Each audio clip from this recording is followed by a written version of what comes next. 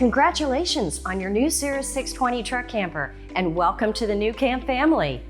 Before you get started on your new adventures, we're going to review some details and basic operations so you can enjoy your truck camper with confidence. Let's start with the electric jacks. First, you'll need to activate the jacks with the switch just inside the door. Next, you'll raise and lower the jacks with the black remote, and notice in the center there is a lift and a lower in yellow that will raise and lower all of the jacks at the same time. Now, the front ones here, driver side and passenger, and then the rear as well. You can raise and lower one at a time, two at a time, or of course, all of them at the same time.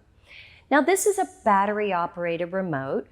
You can remove the back and put in a fresh battery once a year is what we recommend to be sure that it operates all season for you. If the battery fails in your remote, you can remove the pin at the top and then plug it in right next to the activation switch. There is a red remote included in every system for emergencies. Now, this doesn't have a battery in it, but it can plug in just like the other one, right next to the activation switch. Although you can turn off the activation switch when you're done, it will time out on its own. If you do lose battery power on your camper, there is a manual override for the jack. Just remove the cap on top of the jack and insert a 3/8" drive. Now, in case of this emergency, you might want to be sure you have that in your toolkit. Next is the Nautilus water system. So in this compartment, at the right-hand side is a red switch that will turn the light on, and just above that is the water pump switch. Now, there is another water pump switch on the inside at the monitor panel. We'll take a look at that when we go inside. But let's talk about the configuration of these levers. It can feel very confusing at first, but if you look above, they give you the exact configuration of whatever it is that you want this water system to do. Most common is the city water fill right here in the center. So if you position those knobs like they are now to match this picture, then your city water will work perfectly. The dry camping you'll configure this way. If you want to fill the water tank, just move your levers to match the power fill tank picture. There is a winterize and a sanitize setting there. Now, if you want to know more about winterizing, go to the nuCamp manual and it will give you all the details. Next, on the left, is the satellite and cable. Now, the satellite is not connected, but you certainly could move the cable connection there if you wanted. The cable is hooked up to a connection that is up in the bed area. I'll show you that in just a bit. So if you're at a park that does have cable available, simply screw it in right there and you will have cable TV. On the bottom left is the city water connection. Now, you can bring the hose up through the bottom of this compartment. There is a slot in that hatch cover to accommodate the hose, and simply pop the cap and hook it up at the city water connection. Now, when you do that, remember to use a water pressure regulator so you don't over-pressurize the system. Right in the center here is a spray port. To connect the sprayer, just pull back on the nozzle, insert the end of it, and the collar will come up and lock it in place. To remove it, you simply do the opposite. Push back on the collar and remove the nozzle. This sprayer will also store right inside the compartment. Under the door on the right is a locking storage compartment with a light. Now, this light has two settings. One is on and the other one is a motion sensor, which comes in really handy in storage compartments. On the driver's side, you'll see a matching compartment door. On the right-hand side, there's levers to drain the water lines, and on the back, another lever for draining the fresh water tank. Now, if you wanted to drain the gray tank, simply remove the cap here and replace it with your sewer hose, pull the gray handle to drain the tank. On the left-hand side is the electrical plug, and that connects the camper to your truck. Most trucks who have a tow package will have that 7-way plug already installed, so there's no need to add another plug. Just pull this out, plug it into your vehicle. And there is a little door here you can open so the plug can come out, attach to your truck, and you can still lock the compartment. Above this compartment is the cassette. To remove the cassette, just lift up the tab underneath the handle and slide it right out. The flap automatically closes. There is another handle right here on the top, so it's easy to grab. On the back, you will see a handle that folds right out, and you can wheel it to whatever dump station or toilet you would like to dump it in.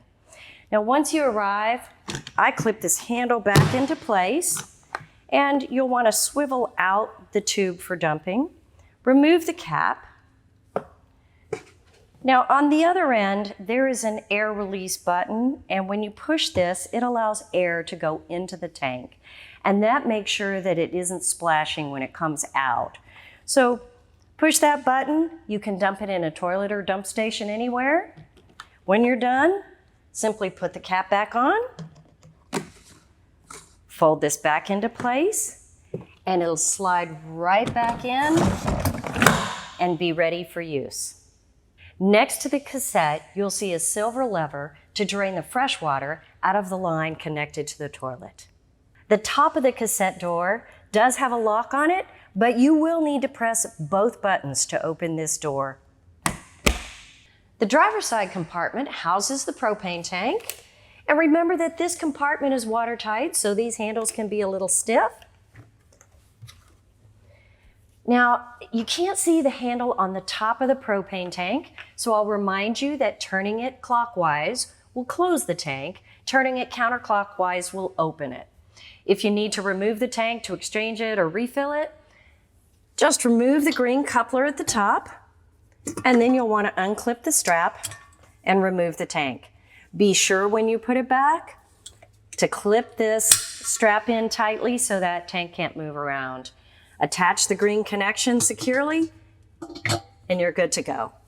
Underneath the propane compartment is an outside gas port. Now, this is for attaching an outside grill or any other gas appliance you'd like to use. In your welcome packet will be a nozzle to connect to whatever appliance you'd like to use with your gas port. Be sure that the nozzle is securely attached to the hose connected to your appliance. Now, when you start, the lever needs to be in the perpendicular position to stop the flow of gas, and remove the yellow plug and pull back on the collar. That'll allow you to insert the nozzle. You'll have to give it a push, and then that collar will pop over to keep it secure. Turn the handle a quarter turn to start the gas flow. When you're ready to disconnect, be sure to turn off the gas, pull back on the collar, and the nozzle will come out. And before you travel, replace the plug to keep out the dirt and road grime. To connect the truck camper to your truck, you'll use the ratchet straps on all four corners. Once you have your truck in position underneath the camper, release and pull forward on the handle, and that will loosen the strap. Attach the strap to the cargo hooks in the bed of your truck, and once you've lowered the camper down into the bed, you can use the ratchet to tighten it. Now, you only want to slightly tighten these, don't overdo it. And when you're secure, just push the handle up to lock it into place. Up front is the 30 amp shore power connection. And you'll see on here that there's 3 prongs and one of them has an L shape. So you'll want to match that up right here. And once you get this inserted, it should turn a quarter turn to the right. And then to secure it, you'll just turn this threaded collar. Just to the left is the portable solar port. This camper does have 210 watts of solar on the roof that is directly wired into the battery. But if you wanted to add a portable solar panel, you can always add more solar right here. Now, this is a 2-prong plug, and if your plug on your portable solar panel is a little different than that, don't worry about it. There are adapters that are easily available online and very inexpensive. Before we head inside, I want to show you a few things on the door. First, the fire extinguisher on the bottom right has a green knob on the top, and in order to test this, just push in on that green knob, and if it springs back like that, that means that it's fully functioning and ready to go. If it doesn't spring back, simply replace the fire extinguisher. The handle on the door has a green and a red section. If you push down in the green, it opens the door, and if you're inside and you'd like to lock it, just lift the handle up, and that locks your door from the inside.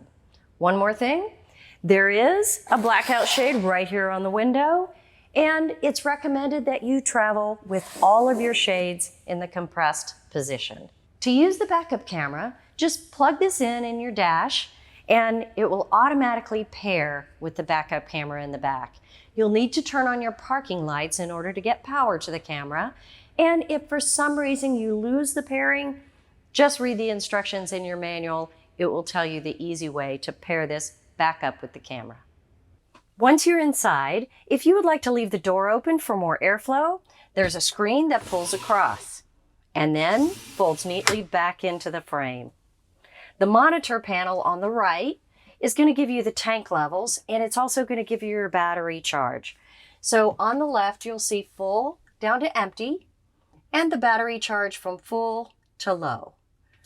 By pressing these buttons, the gray tank, the fresh tank, and the battery will give you those levels on the left. Now keep in mind, when you push the button for your battery, if you're plugged into shore power, it is always going to read full. So be sure to unplug from shore power if you want to use this monitor to check your battery. Now there's buttons below. The button on the inside for the water pump, the porch light, and you have a sink light. It is one single light right here underneath the cabinet, or these two indirect lights are the accent lights on the right. To operate the stove, just lift the glass top and push in on the knob to turn it to light. Once you have it on light, the gas will be flowing, and you push this button to activate the sparker. Once the burner lights, you simply adjust it between high and low for the flame that you need for cooking.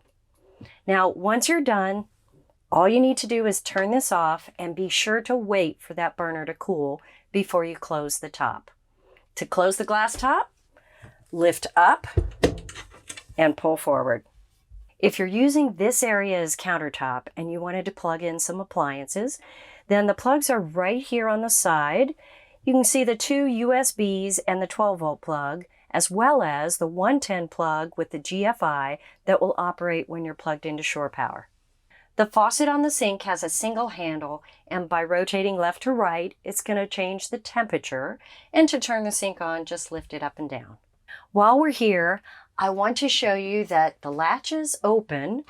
When you push the button and it pops out, you can open the cabinet, and to close it, simply push the button in, and that secures the cabinet for travel. Underneath this countertop is the Alde system and the water pump. Now you can access that by lifting up this panel. There's a few things I want to show you in here, but because it's such a tight space, we may show you a close-up on a different unit, but it will be the exact same operation. Now first, the Alde system has a red knob right here on this back wall, and it allows you to adjust the temperature. If you would like the water coming out of your faucet to be hotter or colder, simply lift the red cap and you'll see the triangle on the top that acts as a wrench. Turn it over and adjust it counterclockwise to make the water hotter or clockwise to make it cooler. When you're done, just lift it off, flip it back over, and snap it back on the top. If the control panel on your Alde goes black and isn't operating, then you will need to replace a fuse on the top of the system. Simply remove the black cover on the top of the Alde system, and there'll be two fuses and a baggie that are attached to the hose inside. Pull out the green fuse holder, replace the fuse, and put it back in the slot, and you'll be good to go. There's also a pressure relief valve on the Alde system. It's located right here, and it can also act as a low point drain. By lifting up the yellow lever, that will allow you to drain the water out of the tank in the Alde system if you want to winterize. One more thing, there is a filter next to the water pump right here. Now over time it can collect dirt and debris. Just unscrew this clear cap, clean the filter, and replace the cap on the top. The lower panel is for maintenance only. The switches to the right of the maintenance panel include the SmartCamp switch. Now, that switch will turn on the SmartCamp system, which is an app you can download on your phone to control the lights and the fan. The remaining 3 switches will control the power awning that's available as an option on this trailer. If you have the microwave option, that would be located in place of this cabinet right here. And if you don't, it can be added because the plug is in the top right-hand corner. The only other option available on this camper is the 9200 BTU air conditioner, and that would take the place of the power fan. The air conditioner controls are pretty self-explanatory, but let me review a few things on the power fan. First, you want to unlock the cover right here, and then turn this knob to open the top. Next, you want to choose the direction because this fan can pull air in or take air out of the camper. Once you've chosen which direction you'd like the airflow to be, you select the fan speed. You have 1, 2, and 3 on the options for the fan speed and a thermostat. If you would like the fan to come on whenever the camper reaches a certain temperature, just make the adjustment right here with the thermostat. Now, you'll want to be careful not to switch directions of the fan while the fan's running. If you do, you might blow the fuse, and if for any reason you need to replace the fuse, that's located right here. Simply unscrew the knob, replace the fuse, and then twist it right back on again. Once you close the fan, be sure you lock it before you travel. Below this seat next to the kitchen is the LP carbon monoxide detector. Now this detector is wired directly to the battery on the camper. So if the battery on the camper starts to get low, you'll hear a chirp every 30 to 45 seconds. And you just want to charge that battery so that it operates correctly. If it beeps continuously, then it's sensing something in the air and you'll want to check that out. Next is the converter that's going to convert the shore power into 12 volt. Now it also contains your breakers and fuses, so all the fuses on this side will be labeled, and the breakers, of course, will be labeled right here. If you're having trouble with your 110 system, your shore power, always check the breakers first. And, of course, the battery power, you'll want to check all the fuses on this side. Now, this converter also charges your battery when you're plugged into shore power. Above the step going into the bed, for your convenience, there is a 12-volt plug with USBs on the left and the 110 plug on the right. Now, when you pick up your camper, your dealer will have installed batteries underneath this seat right here. The battery disconnect switch is behind this cushion inside an access panel. It's a little noisy because it has a spring clip on it, but I will show you how to reinstall that in just a minute. When you see the battery in the upright position, then your battery is connected. And if you'd like to disconnect it, simply turn it a quarter turn and the battery will be on its side. What that means is that you won't be able to charge the battery when you're driving down the road or when you're plugged into shore power. However, you won't have any phantom draws when your camper's in storage. There's also a 40 amp resettable breaker in this compartment.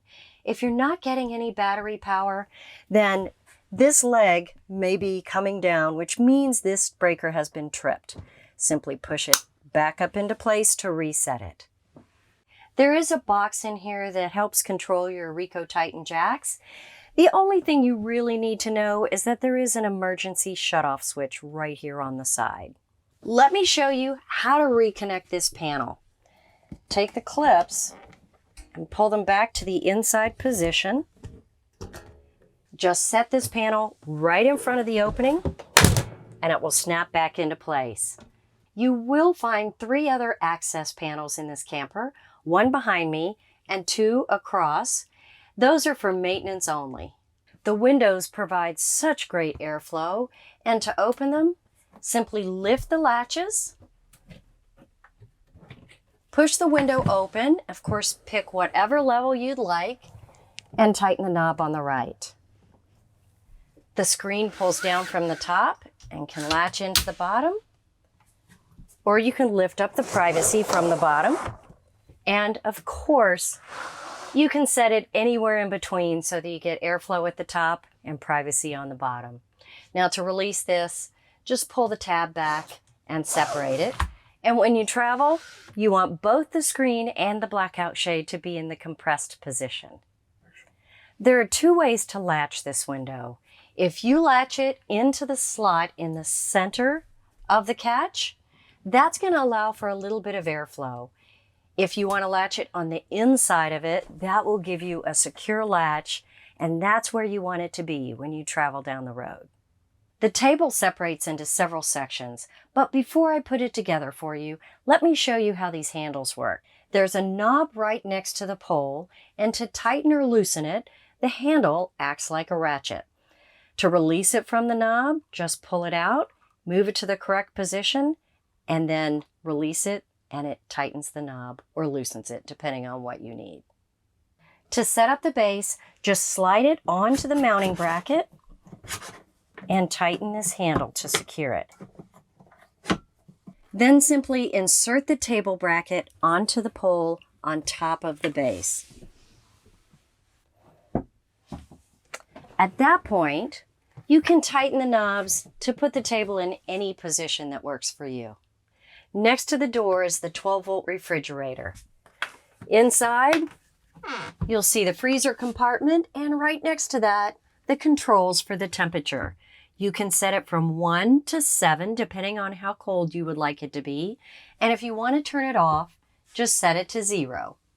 This refrigerator does run off your battery, but remember, when you're plugged in at the campsite or driving down the road, your vehicle is charging that battery. A smoke alarm is located right here on the back wall. There's a test button right in the center to be sure it's operating properly, so be sure to test it before you head out on your trip. Open the cap and you'll see that this is working off a 9-volt battery. You might want to keep some extras because if that battery gets low, it will chirp every 30 to 45 seconds. Just above the refrigerator is a fan with a light. The light switch is right on the edge. And to open the vent, press the button and push out. To turn the fan on, the button is right here on the inside. If your fan isn't working, you'll check the fuse. Just unscrew the cap, replace the fuse, screw it right back in, and you're good to go. Underneath the cushion is the cassette toilet. Lift the cushion and raise the panel on the top, and then swivel out this front cabinet. Next, you'll want to swivel the toilet into position. There's a blue button on the back that will put water in the bowl, and down below on the base is an indicator of how full the cassette is. Now to flush the toilet, you'll simply push this handle right here on the side towards the back to open the flap and empty the toilet bowl. The Alde system is located on the passenger side, right here at the end of the bed area. First, press the button on the left to turn it on, and it will cycle through and eventually tell you the temperature in the cabin right now. Now to set it, press the menu, and the top line is going to be the furnace.